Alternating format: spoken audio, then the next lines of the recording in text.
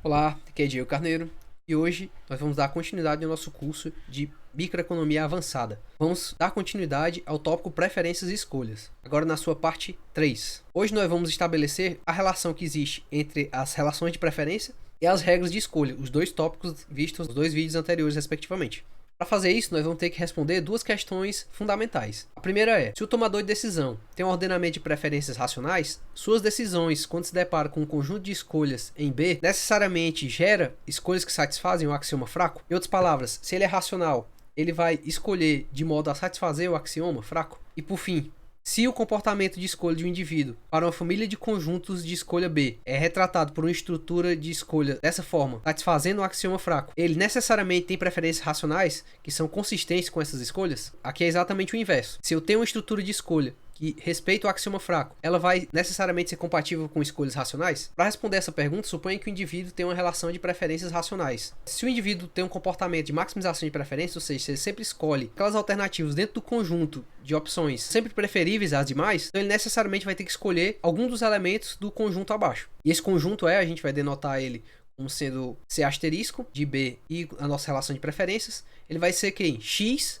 né, que é um dos elementos de B, tal que X é pelo menos tão bom quanto Y para todo Y pertencente a B. Ou seja, ele vai escolher o subconjunto de B, tal que os elementos que contêm esse conjunto são sempre preferíveis a todos os outros elementos de B. Portanto, a gente pode dizer que as preferências racionais elas geram a seguinte estrutura de escolha: o nosso B estilizado e o nosso C asterisco, né, que é esse C que ele está escolhendo no ponto de preferência máxima. Agora sim, nós podemos mostrar a seguinte proposição.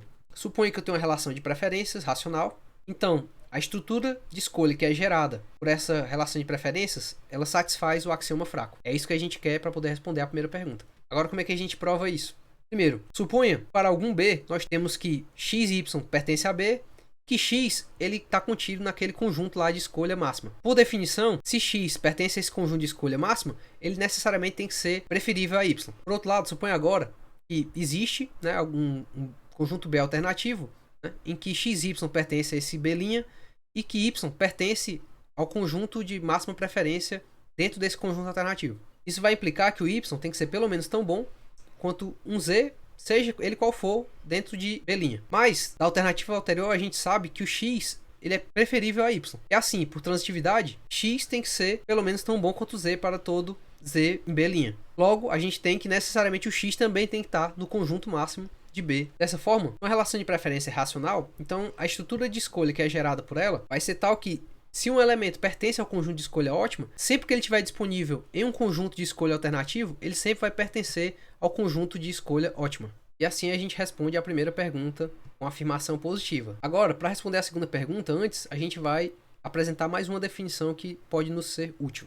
Dada uma estrutura de escolha, a gente vai dizer que uma relação de preferência racional racionaliza uma regra de escolha se essa regra coincidir com a regra de escolha de preferência máxima em todos os conjuntos B possíveis. Ou seja, essas preferências geram a estrutura de escolha que maximiza as preferências. Em outras palavras, a gente pode dizer que a relação de preferências ela vai racionalizar a regra de escolha se a escolha ótima que for gerada coincidir com a regra que maximiza as preferências para todo B. Dessa forma, a gente pode concluir que nem toda estrutura que atende o axioma fraco vai ser compatível com as preferências racionais. Vamos então para um exemplo. Suponha que tenhamos aqui x igual a xyz, nosso B estilizado dado pelo subconjunto xy, yz e xe, e a gente tem a seguinte regra de escolha. Quando ela se depara com x e y, ela escolhe x. Quando ela se depara com y e z, ela escolhe y. Quando ela se depara com x e z, ela escolhe z. Essa estrutura, você pode verificar, ela satisfaz o axioma fraco. Mas será que ela é compatível com as preferências racionais? Note o seguinte: se quando o tomador de decisão, ao se deparar com x e y, escolhe x, isso implica necessariamente que x é pelo menos tão bom quanto y. Já quando o tomador de decisão escolhe y quando ele se depara entre y e z, isso implica que y tem que ser pelo menos tão bom quanto z. Dessa forma, se a preferência for racional, por transitividade, nós teríamos necessariamente que x tem que ser pelo menos tão bom quanto z. Contudo, quando a gente olha a última escolha, se o tomador de decisão se depara por escolher entre x e z, ele escolhe z, então isso necessariamente diz que z tem que ser pelo menos tão bom quanto x, o que contradiz o item C. Portanto, nós não podemos racionalizar as preferências dado por essa estrutura de escolhas. Por fim, vamos a uma última proposição. Se essa estrutura de escolha é tal que o axioma fraco é satisfeito e o conjunto B inclui todos os subconjuntos de x de mais de 3 elementos, Então, nós podemos concluir que há uma relação de preferência X que racionaliza C relativa a B. Isto é, tal que C de B seja igual ao C máximo, para todo B pertencente ao nosso B estilizado. Além disso, a gente pode dizer que essa relação de preferência ela é única e ela vai coincidir exatamente com a relação de preferência revelada. Vamos demonstrar isso em partes. Primeiro, a gente vai mostrar que a relação de preferência revelada ela é racional. Para poder mostrar que a relação de preferências é racional, nós temos que mostrar que ela é completa e transitiva. Então, demonstrar a completude.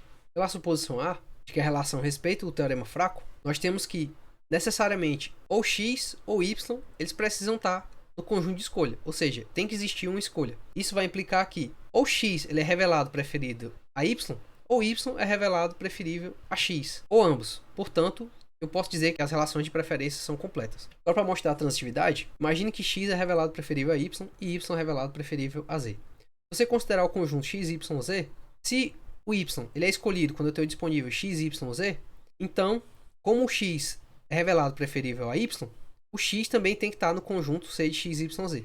Se o Z pertence ao conjunto C de X, Y, Z, então, como o Y ele é preferível a Z, o Y tem que estar contido no conjunto e, portanto, X também tem que estar. Logo, o X ele é revelado preferível a Z também. Dessa maneira, eu fecho o ciclo da transitividade. Se X é revelado preferível a Y e Y é revelado preferível a Z, logo X é revelado preferível a Z. Agora vamos mostrar que o conjunto de escolha vai coincidir com o conjunto de escolha que maximiza a preferência para todo B pertencente ao B estilizado. Põe agora que X pertence ao conjunto de escolha e X é revelado preferível a Y para todo Y em B. Então, X tem que estar contido no conjunto máximo.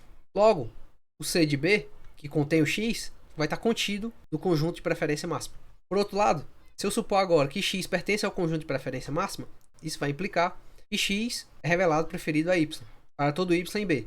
Assim, vai ter que existir algum conjunto em B, que eu vou chamar aqui de BY, tal que X e Y tem que pertencer a esse conjunto e que X pertence ao conjunto de escolha. Logo, o conjunto que maximiza as preferências vai estar contido nesse conjunto. Como o conjunto de preferências está contido no conjunto máximo e o conjunto máximo está contido no conjunto que maximiza as preferências, eles necessariamente são iguais. Por fim, para estabelecer a unicidade, a gente nota que, como B inclui todos os subconjuntos de dois elementos de X, o comportamento de escolha C determina completamente os pares de relação de preferência entre X, de qualquer preferência racional. Na proposição 3.2, nós podemos concluir que, para o caso especial em que a escolha é definida para todos os subconjuntos de X, a teoria da escolha, que satisfaz o axioma fraco, é equivalente à escolha baseada nas preferências racionais. Infelizmente, esse caso ele é muito restritivo, não se aplicando em muitas situações em economia, como nas teorias da firma e do consumidor. Assim, faz necessárias suposições adicionais para garantir as condições necessárias e suficientes para que o comportamento possa ser passível de ser racionalizado por preferências. Essa abordagem será aprofundada em módulos posteriores. É isso, por hoje é só e muito obrigado.